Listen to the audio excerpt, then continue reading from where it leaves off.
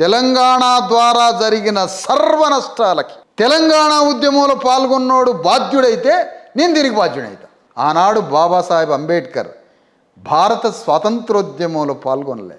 స్వాతంత్రోద్యమంలో నా వాటా ఎంత అన్నాడు. జ్యోతిరావు ఫూలే మొదటి స్వాతంత్రోద్యమ సమయంలో ఈ స్వాతంత్ర్య ఫలాల్లో నా వర్గాల ప్రజల వాటా ఎంత అన్నాడు. బ్రాహ్మణులకేగా అధికారానికి వచ్చేది అన్నాడు. అంబేద్కర్ నాకు స్వాతంత్రం కన్నా ముందు నా ప్రజల హక్కులు మిన్నా అన్నాడు. నేను అన్నాను, దాని అతిశయోక్తిగా హై లెవెల్లో మాట్లాడాను, కానీ దాని అర్థం ఏంటి?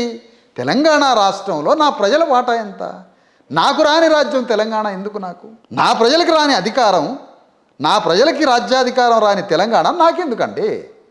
దాని విషయం అర్థమైపోయింది కదా. వచ్చిన విషయం తెలంగాణ ఉద్యమంలో అమృతం వచ్చింది, విషం వచ్చింది. ఈ చిలికిన తెలంగాణలో అమృతం ఎవరు దాగారు, విషయం ఎవరు దాగారు? భారత స్వాతంత్ర ఉద్యమం వచ్చింది, స్వాతంత్ర ఉద్యమంలో అధికారం వచ్చింది. ఇంతవరకు ఒక కోడిగుడ్డు తిన్న పిల్లగాడు లేడుగా, ఒక కార్పొరేట్ చదువుకున్న స్కూల్ లేదు కదా, ఒక హాస్టల్ లేదు కదా.